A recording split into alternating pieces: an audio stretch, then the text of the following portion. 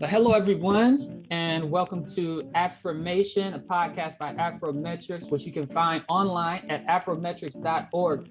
The purpose of this podcast is to highlight the research of people who are dedicated to studying and improving the lives of Black people, people of African descent, and using their research, their scholarship to aid in that process. And I'm Siri McDougall. I'm joined by my co-hosts who will unmute and introduce themselves.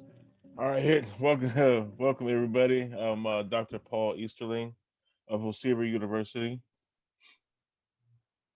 Hello, everyone. My name is Dr. Suresh Tijaiwardena at San Diego State University. Thank you. And today we're going to be discussing a brilliant article written by Joseph Katunga Minga, and it's called African Discourses on the Africanization and Decolonization of Social and Human Sciences. Dr. Joseph Katunga Minga is a seasoned academic with a PhD and a master's degrees in translation and interpretation studies from the University of Witwatersrand, South Africa. He also has a license qualification in English and culture, applied pedagogy from Democratic Republic of the Congo. As an academic, he's taught in various South African universities, including Monash, South Africa, where he has a one-time head of comparative literature and cultural studies under the School of Social Science. And Dr. Minga has taught languages, including French, and he has taught literature, human sciences, African politics in the context of African studies for over 10 years. He is a Christian disposed toward humanism, yet philosophically African. And within the fields that I've mentioned, Dr. Minga has written a couple of publications in which he uses Afrocentric approaches, analyzing issues that are of concern to African people in order to raise their consciousness to its highest power. Dr. Katunga Minga has several articles, including one called Between Linguicide and Lingua Hatred, a provisional linguistic performativity model for Africa, and another called Xenophobia in Literature and Film as a Reclaim of Space and Remake of Apartheid. So what I have found is that you have a definitive approach throughout there's a conceptual approach that links all of your work together.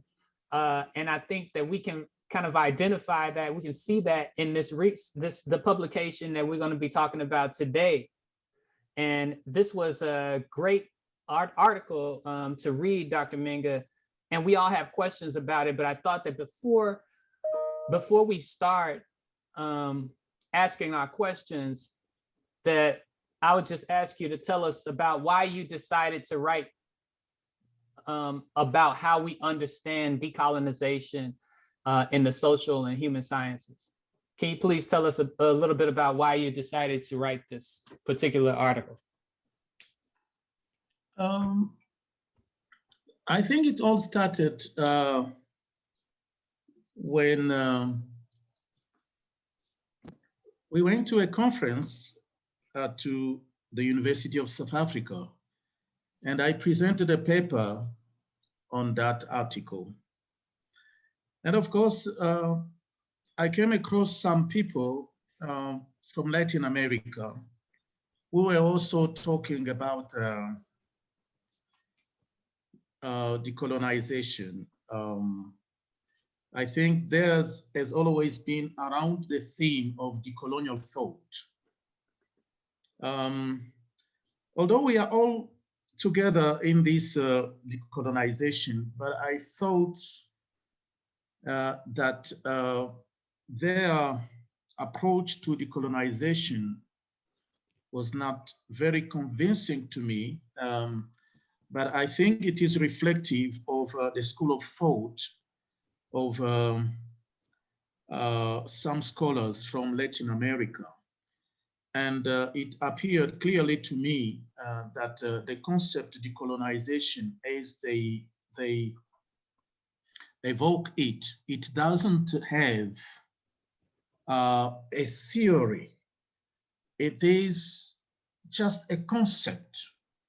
And to me, that is not okay, that we should talk about decolonization just like a concept, a thought, but without a specific approach to it. And so it transpired that there were somehow very critical of Afrocentricity or anything which is Afrocentric. But that is where I found the methodology, the method for decolonization. And then that's one level, one reason why I came to this paper and trying to give it a certain methodology than just talking about decolonization as a concept.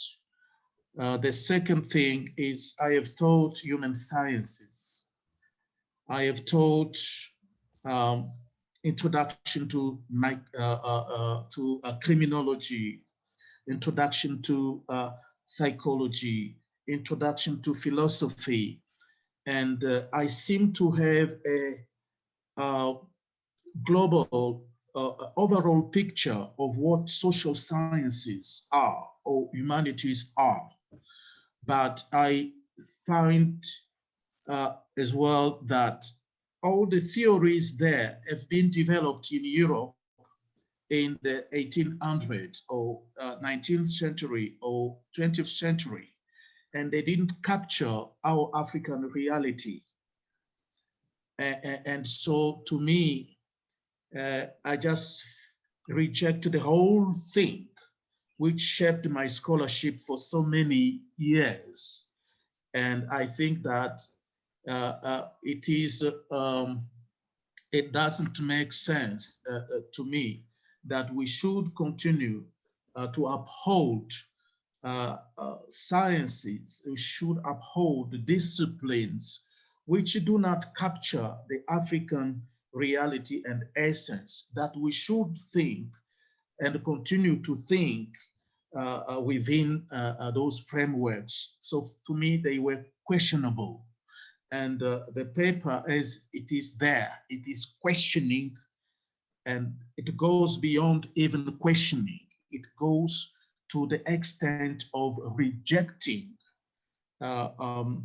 social sciences and human sciences, which have shaped our thinking for a while, that it is time to pause, reflect, and try to find other ways to conceptualize our knowledge. This could be the two reasons behind that. Thank you. I mean, that's very clear, and it's clear that that comes across again in a lot of your articles, including the one that you that we're focusing on today about decolonization, the discourse around decolonization, and I hate to do this, but you know we like to go sequentially and start from the beginning to the end, but I want to actually jump to something that you state in the end of your article, where, or toward the end, where you're talking about decolonization in the research arena, you know, and we, of course, there's colonization in terms of geographical space. We know people that different countries have conquered in territory and land and geography, of course. Okay. But what you started to talk about that was really interesting to me in your section is a section of the article that you wrote called Challenges of Decolonization.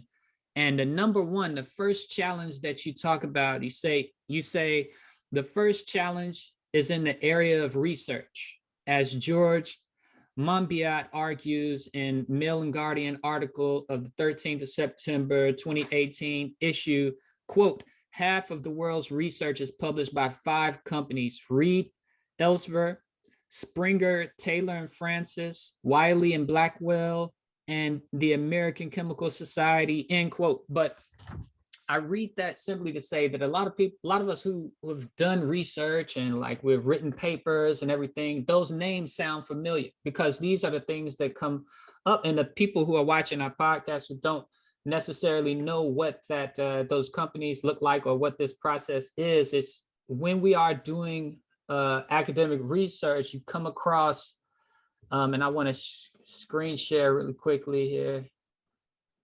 Doing our research, students, etc., you come across a page like this. Yes. And it will, you can search for your articles and it'll take you to articles and show you the place of publication, the company, and Springer is, for example, and all of these others, they're just examples of what you'll find.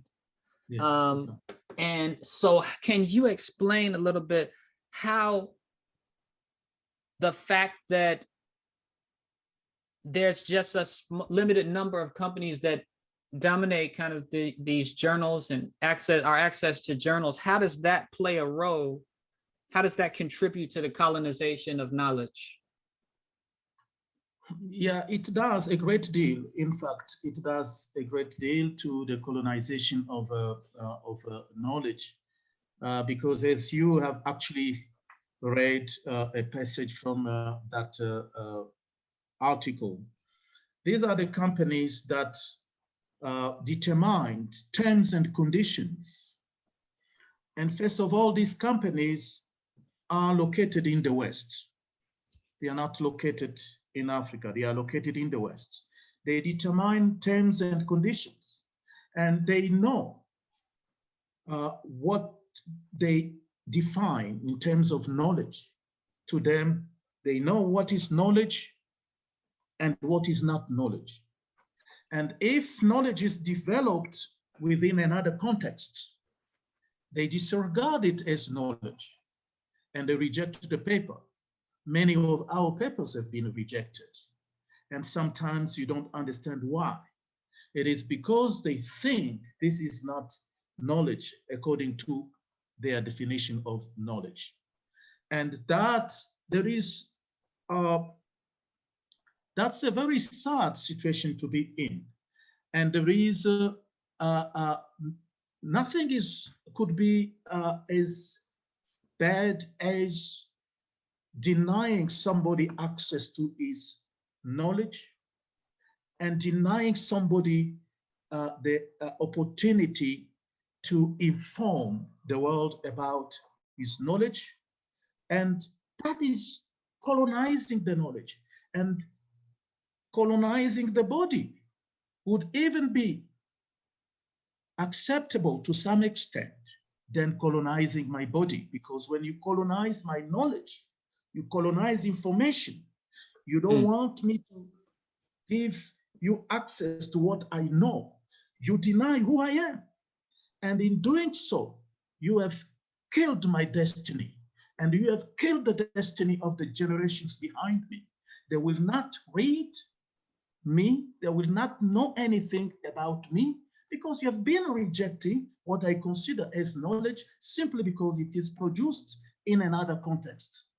And I found that to be a worst form, the worst form of colonization when it comes to information. Wow, thank you for that answer. And yes, as a form of colonization, I don't think, because it's not always visible, not sure a lot of people even recognize it, but I think, I mean, Dr. Easterlin, I know you had a question. Yes. First, I wanted to say that I found this article extremely intriguing and insightful. I've always felt that one of the greatest pieces of evidence of the continued colonization of people on this planet is our use, our need to use English as a medium for communication. this, forces us to work through somebody else's ideas of ourselves, as well as the way they organize knowledge before we can even uh, um, before we can even talk. So I wanted to, and I picked up your conversation in the article about African languages. So if you can please elaborate more on why is it important for African languages to be a part of our decolonization projects. Could you please elaborate further on that for us? Yes, thank you for the question. I think there are a few scholars who have worked on that, and I don't claim any merits on that particular uh, um, point. I think the scholarship of Ngungi wa Thiong'o has all been around the issue of language. And uh, Cheikh Anta Diop, the Senegalese scholar, has extensively written on languages. And I have actually, in the other article that have been mentioned earlier on, I tried to adapt the model that he developed. And I thought maybe we could still use that model, but try to adapt it to our own reality today. So the issue of language is very, very, very important. And it could be the first issue from which we need to start if we want to decolonize ourselves. First of all, languages as they are, um, when you speak a language, language gives you your own identity. So that is very important that we should speak our languages, because our real identity is reflected through our languages. And languages is a frame within which we imagine, and we also conceptualize the world around us. The reality around us can only be given expression in an appropriate way than when we speak the language, as if there was some relationship between the environment and the language itself. Because the reality of your environment, when you articulate them in your language, it makes more sense than sometimes when you do it in another person's language. And therefore, whenever Chinese, for instance, speak a broken English, nobody judges them. When, for instance, a Pakistanis speaks broken English, nobody judges them. We all respect them because we know they have their own languages. Nobody judges them. However, it comes a problem to an African at some point when you use somebody's language, they want you to use it at the perfection. That is first another issue altogether. We do not need to denigrate or look down upon our languages because other people's languages are important.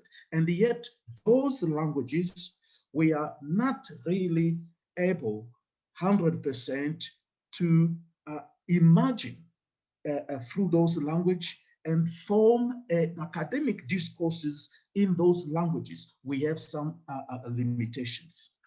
And so when it comes to the issue of a language, it is a big, big, big issue because with a language comes the mode of reasoning. Right. So most people reason the way they reason because the languages they spoke from their childhood gave them a certain basis to start reasoning that way, because language brings with it culture, it brings with it ideologies, it brings with it so many other things. So when you speak a certain language, so your mode of reasoning is also shaped by that language. So we cannot then start saying that we decolonize ourselves if we speak somebody else's language. That's right. Unless if that language is a mother, it has become your mother tongue. To some extent, we accept that. But if that language is not your mother tongue, you have other languages that you have mastered. So then it becomes a problem. You have limitations there. You cannot possibly think academically and create and become so imaginative in another person's language. And I want to quote Ali Mazrui here, who once said that you can't invent in a foreign language. And to some extent, that is true. It becomes very difficult for somebody who is co-opted in another language to be very, very creative as the natives would be. So it is important then that we start developing our languages.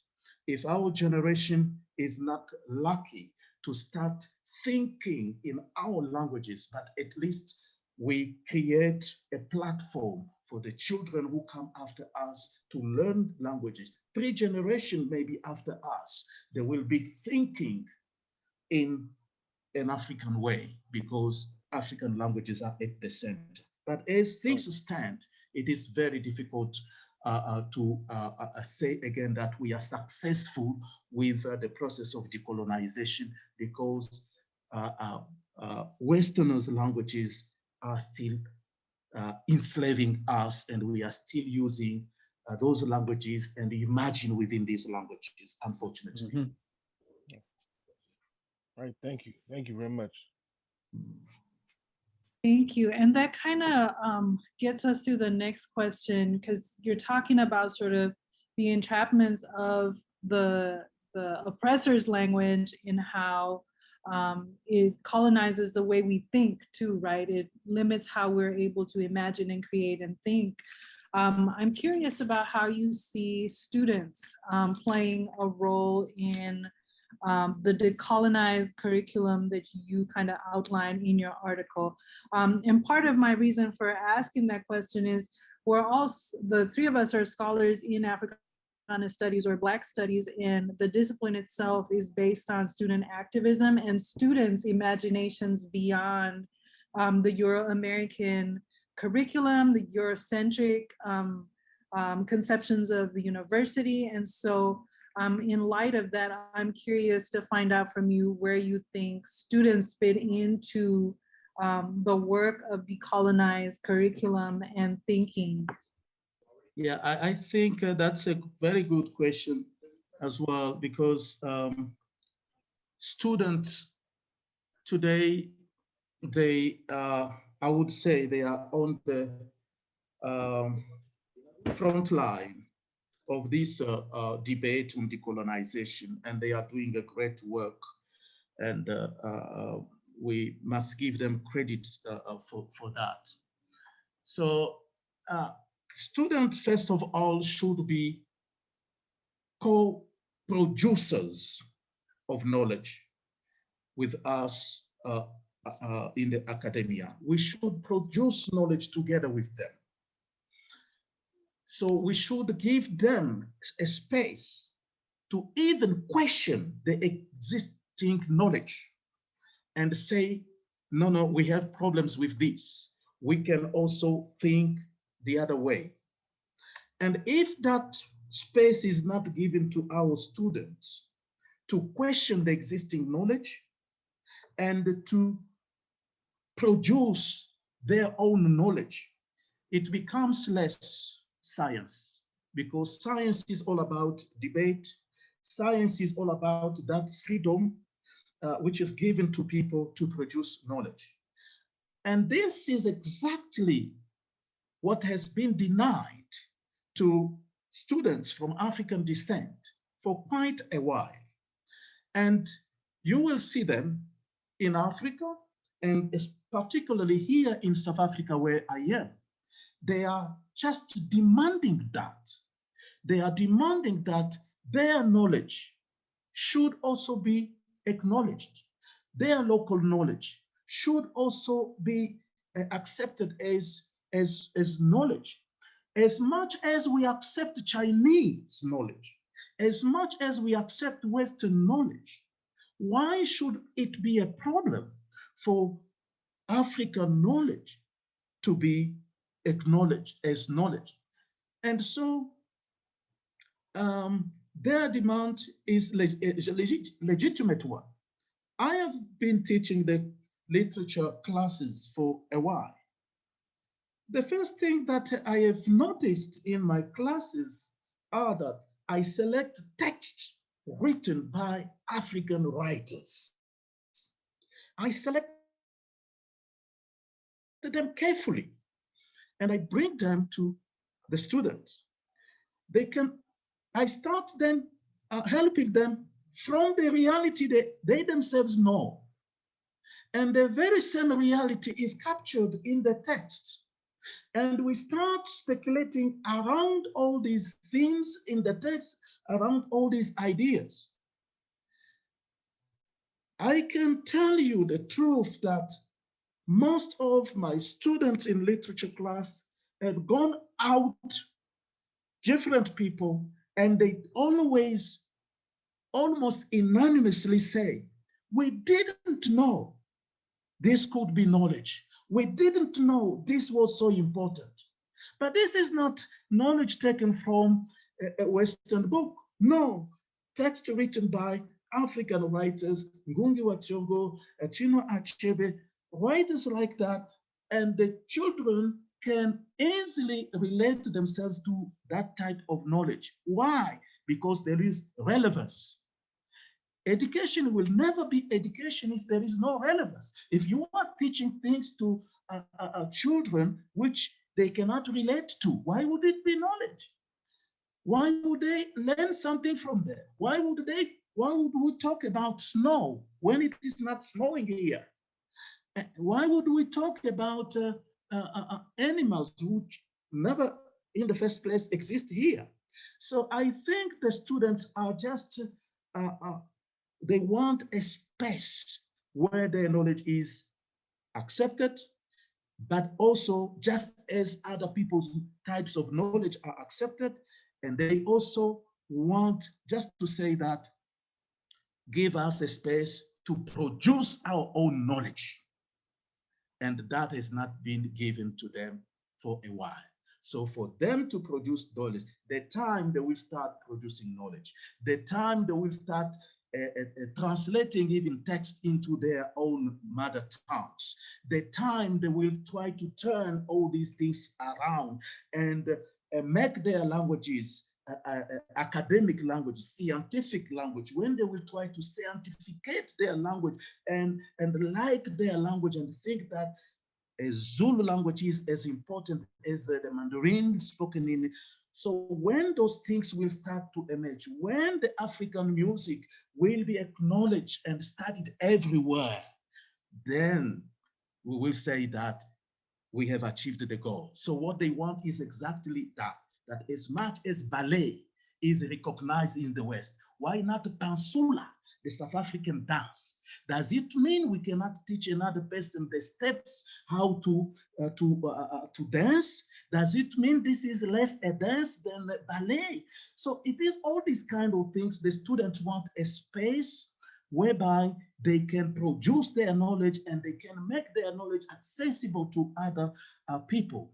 If we cannot continue our cultures, so what are we doing in education? Because education is all about continuing the culture from one generation to another. The Western man has done that. He has taken his culture and brought it down to us many generations. So why can't we do that? The same thing. If our knowledge is blocked, we can't produce it or we can't take it to the next generation. Therefore, education doesn't serve its purpose in Africa. So the student wants that kind of space. I'm not quite sure if I make sense there. Yeah. You did. Thank you so much. Yeah, definitely that. I mean, I think a lot of us can relate to that. I don't want to speak for everybody, but that phrase that you said, we didn't know. we didn't know. I think that in Africana studies, Pan-African studies, this discipline that we teach in, that we hear that phrase a lot as well, because the students here, they also don't, they haven't been exposed to this information in grade school or primary school. Right. So, we hear that as well. And what it makes me think is just of what Marcus Garvey said so long ago, how global the conditions are that we face as people of African descent. So speaking of that, we hear a lot of conversation about decolonization and writing about decolonization in materialistic kind of terms, which is important. We know that's a big part of colonization, but you have this phrase that you use quite a bit, and it's soul decolonization. You talk about how Africa needs soul decolonization. And I was hoping that you could, I just wanted to ask you to say a little more about what you mean by the phrase soul decolonization. Yeah, thank you so much. I think that's a big issue, that the one you have raised about soul decolonization. And again, I will not be the first person to speak about that. Many Africanists, many scholars before me have actually written seminal books on that. And I recall the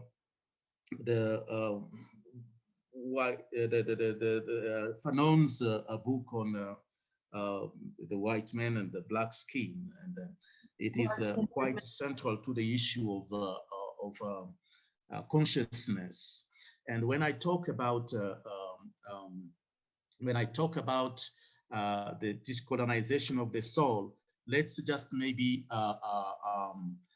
talk about the mind instead, because you could maybe interchangeably use both words, whether you talk about the soul or about the mind, which maybe today the Western world make us think that with the new discipline of psychology, they can help us to understand the functions of the soul or of the mind. But these things are not even new. And these things, even Freud himself, who is known to be a psychoanalyst, I have the feeling that he also learned these things from somewhere. I could even maybe say that, didn't he learn this from Egypt? Because in Egypt already the concept of id and ego and superego he uses have been used a long time in Egypt. Ba, which is his head used now, ka, which is his ego, and nan or nun, which is his super ego. These concepts were developed in Egypt long times, thousands and thousands of years before even Freud came into existence. That tells you that the soul was something taken seriously by the African man. He understands thoroughly the soul. Psychology has its origins there. They know the human being, they know the human mind. They started dissecting the human mind and understanding all these parts of the mind. And therefore, when you kill somebody's mind, you have killed the person. Nothing is left of him. Nothing is left of him. And if decolonization has to start, and of course, I come back to the book written by Ngugi wa Thiong'o, Decolonizing the Mind. It has all to start from the mind, which has been suppressed, which has been colonized for so long, which have been made to believe that what you know is not good, your culture is not good, is inferior to other cultures. And that mind has come to accept those things. That mind has come to accept the inferiority and has developed a complex of inferiority. And it is the very same mind now Fanon in his books has been speaking about, to say the Black man's mind, the Black man's consciousness, because of colonization, the Black man's soul, because of colonization, has been oppressed, suppressed for so long that it doesn't recognize itself anymore. And the true work of decolonization must start there. And one of Fanon's good disciples could be Steve Biko here in South Africa. Steve Biko is known here for the movement known here as a Black consciousness movement. He tried to conscientize the Black people here who had lost their pride. And to quote him, he was saying that the Black man is an empty shell. We need to pump pride into him so that he recognizes again that he's the man, he is very important. If the soul is decolonized, if the mind is decolonized, then from that time, nothing else will stop the person except flying and flying. So I accept that all this concept of freedom, which we are made to understand, sometimes they do not make sense to us because people have never experienced this decolonization of the soul, decolonization of the mind. Once somebody is decolonized from within, he will not fear anything. He will not accept his mind to be colonized once more. Never, never. The only thing he can demand from the oppressor is death. He will not accept to submit his mind to that person again who has colonized him, the oppressor. He will not accept again the colonizer or the oppressor to make him feel inferior or to make him feel like what he knows, who he is nothing, but he must praise him. No, that mind will not accept that. The only thing it can demand now is death. I would rather die than accept to be oppressed. So I think not all Africans come to that point where they know themselves, who they are, and they can say that I will not change who I am. I know who I am. You can only say that when the soul has been liberated, when the soul has been decolonized, and which is a part of our duty to do, to help some of we have the duty toward the Black race to help some of those who have been oppressed for so long to start having pride in themselves. And that is non-negotiable. We have to do that. And bring their soul, their consciousness to its highest power. And once they reach there, they are in the right place and many things can change around them and for the future generations.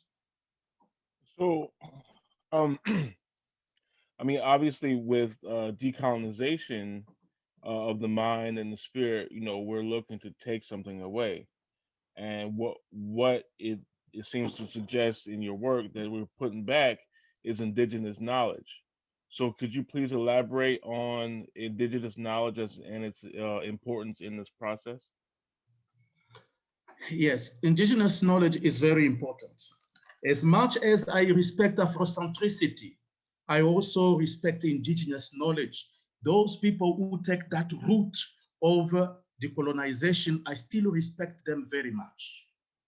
Because indigenous knowledge, I think it will go back to some of the things we spoke earlier on. It is very important that people go back to the indigenous knowledge. Of course, that is their knowledge. And once they go back to their knowledge, there is a way that can help the world. Anything in the world has always been local before it becomes universal. Nobody can fool us today to say that Good point. the human right, this and that, is the universal values that we can all uphold, as if that thing has no locality, as if that thing has no origin. Why should it be different for the African people? In everything, we have done a lot in the area of engineering. We have done a lot in the area of astrology. We have done a lot in the area of biology, mathematics. We have done it all.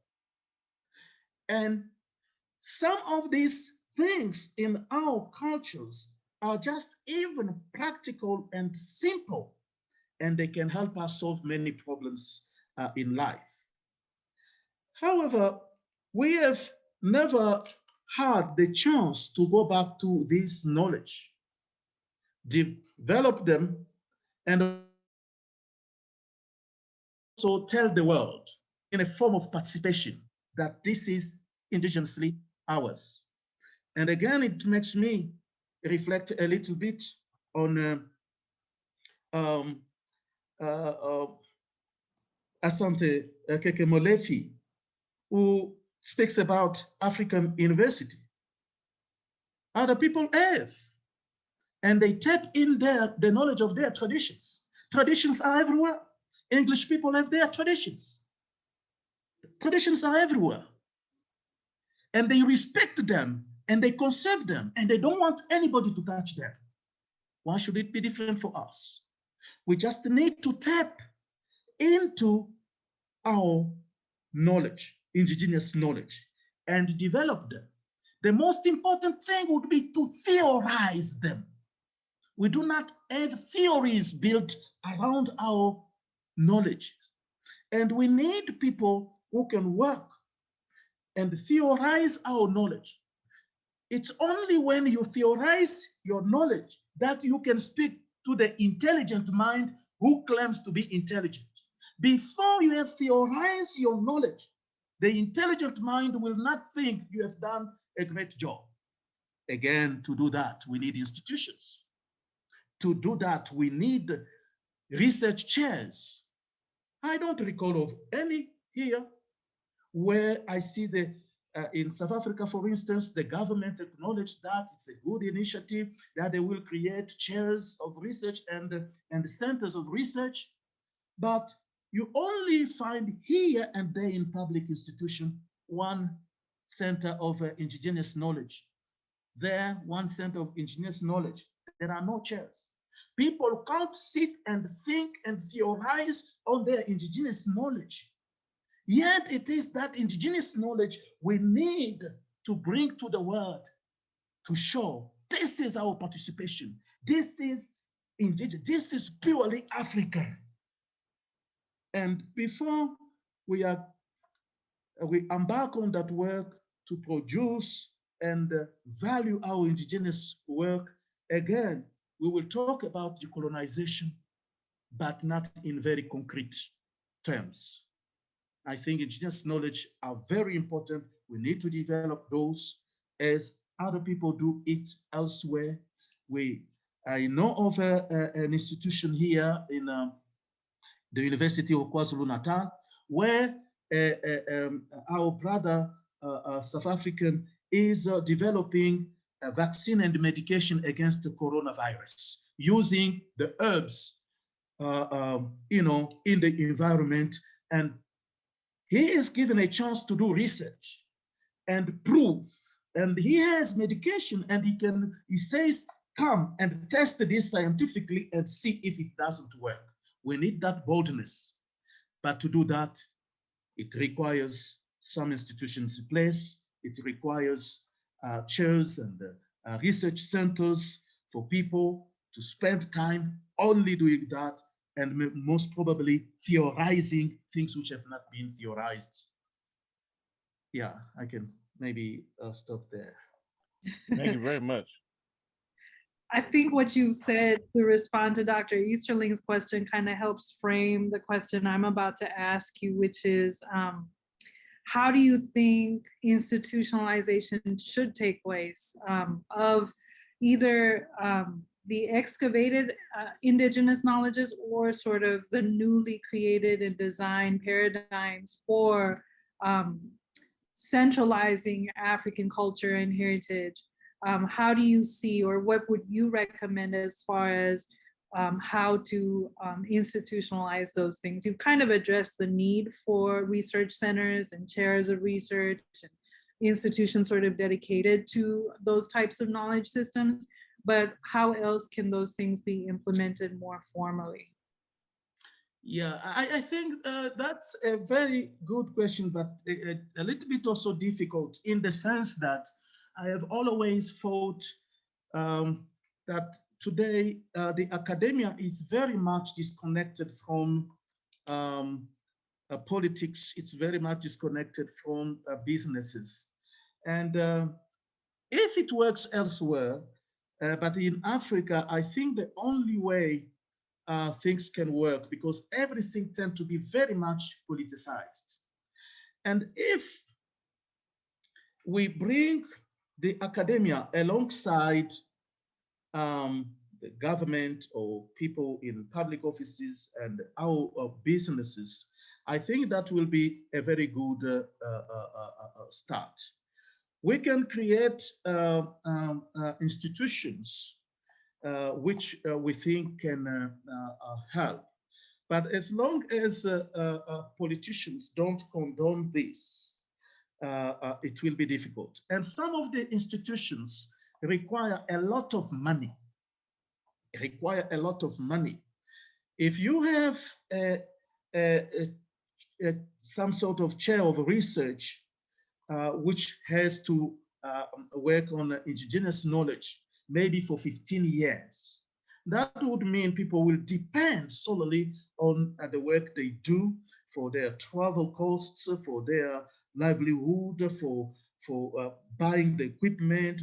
It requires a lot of money. And if there is a willingness from the part of the government, for instance, to support us, then it's okay, because institutions themselves can support this development of the indigenous knowledge we are talking about.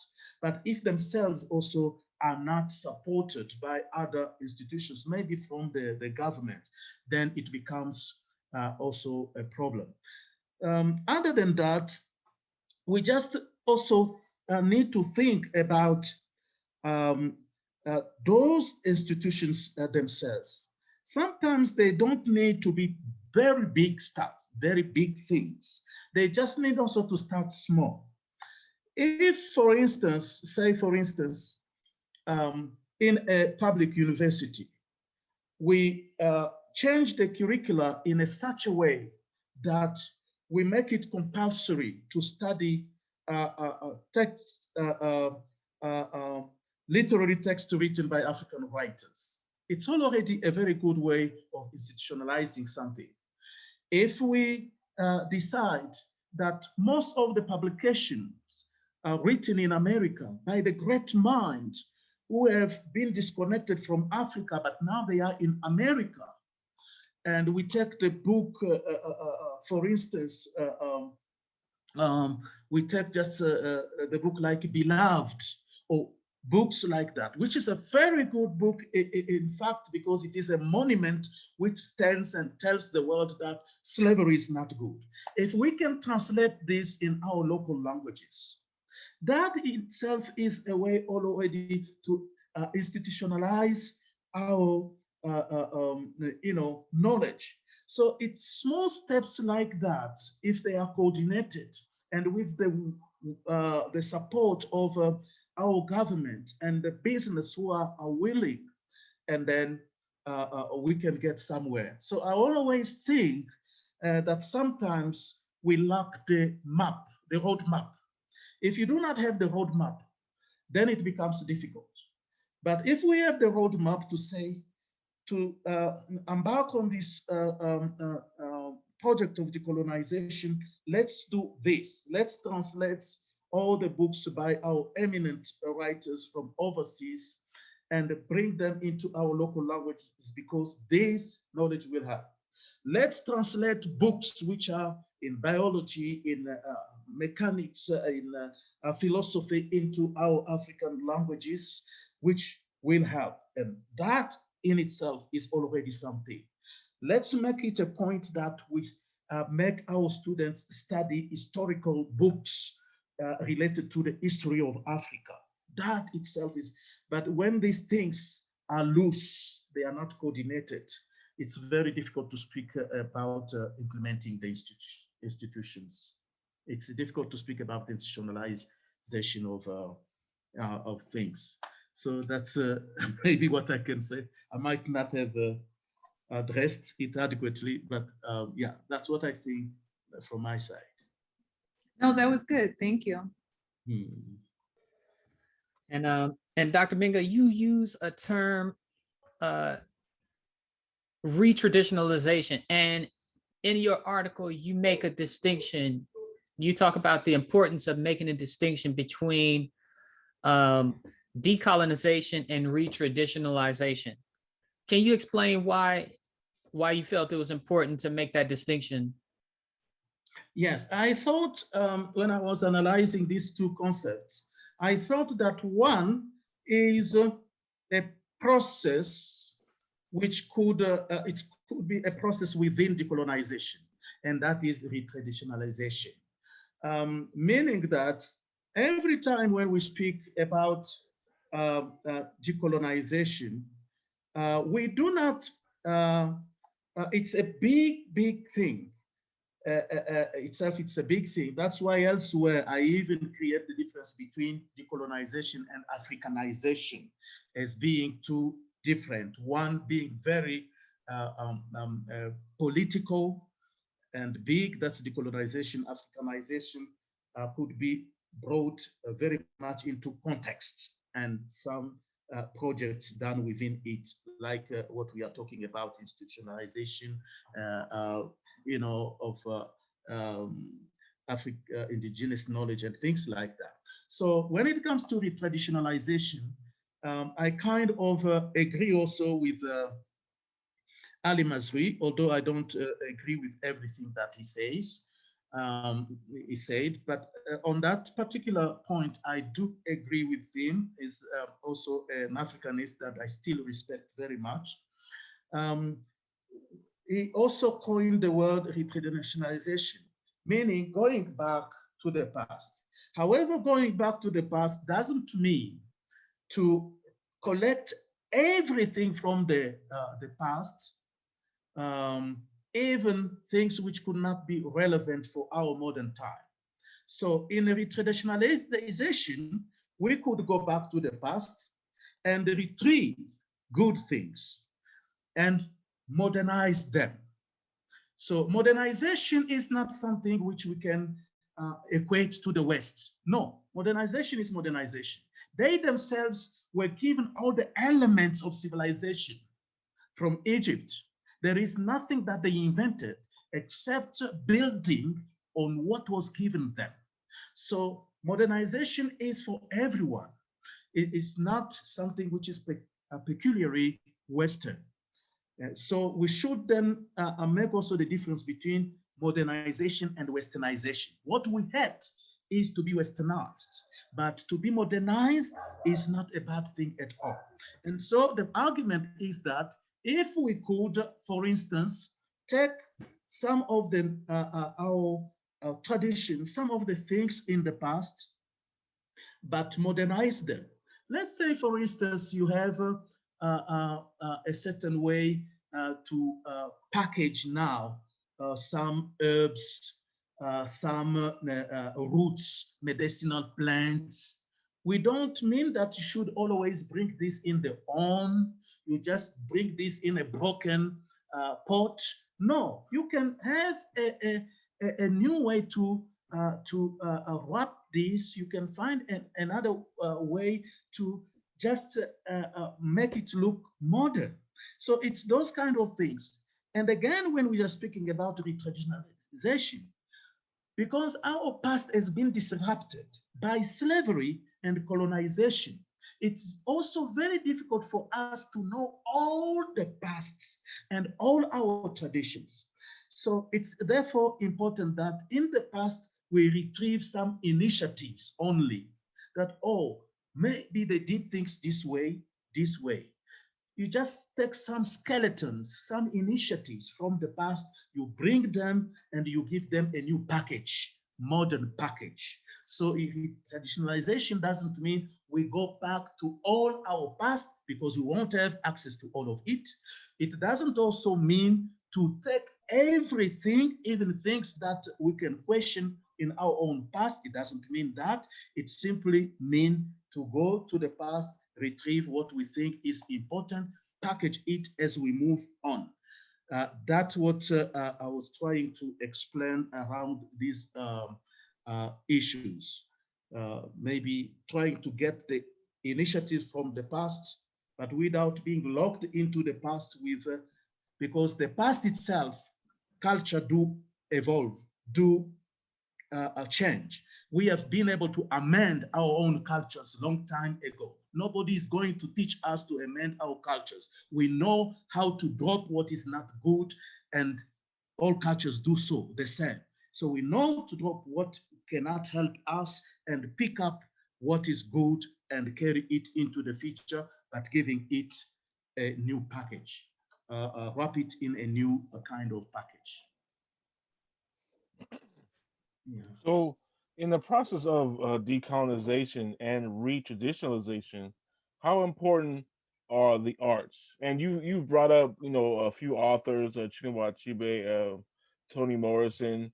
How important are the arts for this process? The art is very, very important. Art is in engineering. Art is in geography. Art is in every, as much as science is also in language, science is also in art. The bad thing that has happened to us is that knowledge which we have acquired from the Western world is very compartmentalized. The knowledge is put in compartment, and that's not a good thing. Right. But the two can mingle. One can go here, another can go there. No, art is very important in decolonizing Africa. No wonder why the earliest thinkers in the process of decolonization, the negritude writer, liked poetry, they liked art, artists. And the time they started writing things from African context, they won the respect of the world. People who didn't know these things were important started paying attention to them. Nobody is strong enough to contest knowledge when it is well theorized. And so art, whether we talk about art in terms of literature or poetry, whether we talk about art in terms of fine art, sculpture, or all those kind of things, art is still important. The one thing which makes art important, I recall in 1966, Aimé Césaire had a speech in Senegal on African or Black art. And what he said was that art is important because art, it helps people where the face of people were humanized. So when your face was destroyed, when your face was just dehumanized, if you bring that in art and you bring it back to the world, you have brought back harmony into society. This is how powerful art is. That is why poetry, they always think poetry is young. It simply means it has strength. And the negritude writers found that rather than fighting even using politics or using any kind of language. Artistic expression is enough. And I think you can concur also with me that Harlem Renaissance did exactly the same thing. How much I still like to read, to read Thank You, Mama by Langston Hughes up to now. How much I always admire all that poetry of that time. And it is that heart which actually brought a revolution in the students, Black students in Paris. The Negritude movement itself inspired by the same thing. Today, we have no respect for our artists. We have no respect for our musicians. No, the musicians we have today, some of them like the Congolese Papa Wemba. We have Lucky Dube with reggae music here. Let Lucky Dube. These are philosophers. They don't just sing. If you unpack their music, there is a lot the soul can learn and liberate itself.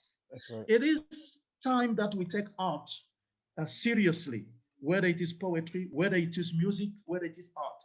Just to finish on that point, Picasso, Matisse, all those celebrated Western artists, it seems that in the 20th century, in the middle of their career, they ran short of ideas. They didn't know what to do.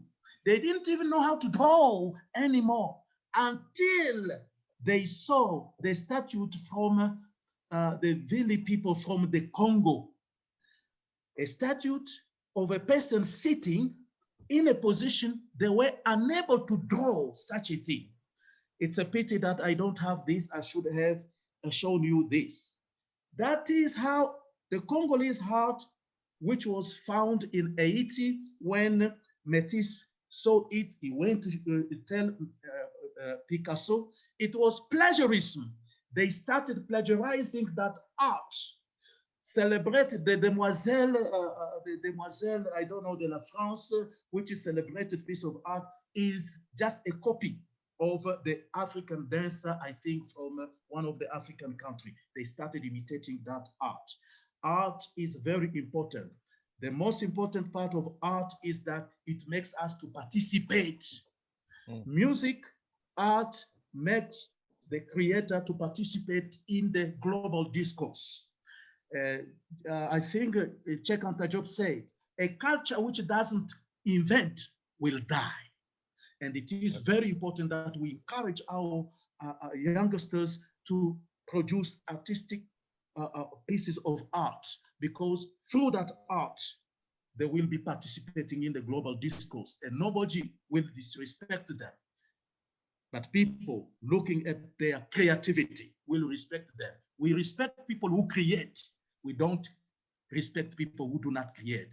And art is creative. Thank you very much. Thank you. Yeah, I think that was a very, very important part there. I think that resonated with all of us. And I wanted to ask, did any of us have anybody want to ask any follow-up question? To Dr. Minga? Yeah, Dr. Minga, you laid it out very well. I appreciate and I really enjoyed reading your article. And I look forward to hopefully speaking to you again sometime soon. I did. Thank you very much. And I very much look forward to reading your other work as well. Yes. This is really, really I am presently trying to, I have written an article which I will be sending out for publication. I don't know where, if I will try with the Journal of Black Studies if they will accept it. It is on Fanon, Decolonization, and Humanism. I just try also to diffuse the myth according to which Fanon was a Western scholar. No, but he was an Africanist, and despite the fact that he studied in the West, he still spoke his own mind, and his discourse to decolonization is still important. I have finished that article, but now I have started writing an article about African Christianity. These are things that people take for granted. They think that Christianity came with the missionary from America, from Europe to Africa. No, it was coming back. Right. It was coming back. Ethiopia first. Yes, Ethiopia first, Nubia first, Egypt first.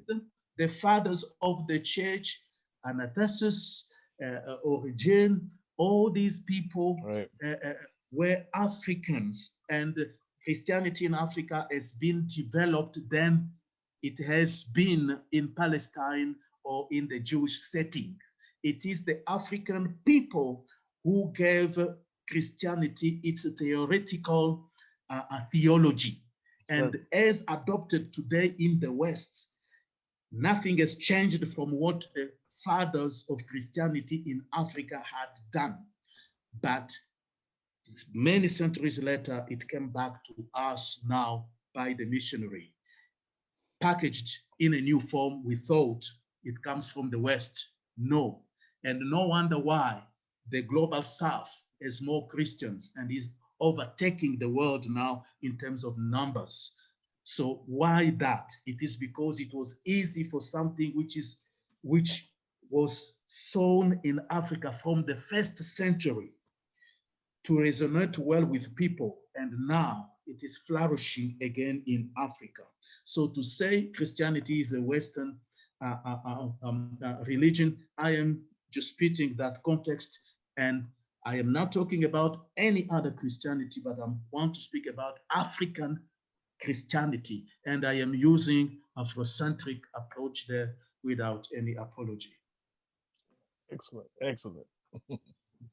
Thank you. I think you taught us a lot, and find your scholarship to be very much building on the tradition, building on the tradition of Steve Biko, and also that you really explained why even when the language of decolonization is popular, we cannot accept the popular definitions of decolonization, and just decolonization without other things is not enough, without the traditions, without the indigenous knowledge, without all of that. And we just want to thank you for joining us all the way from the cradle of civilization.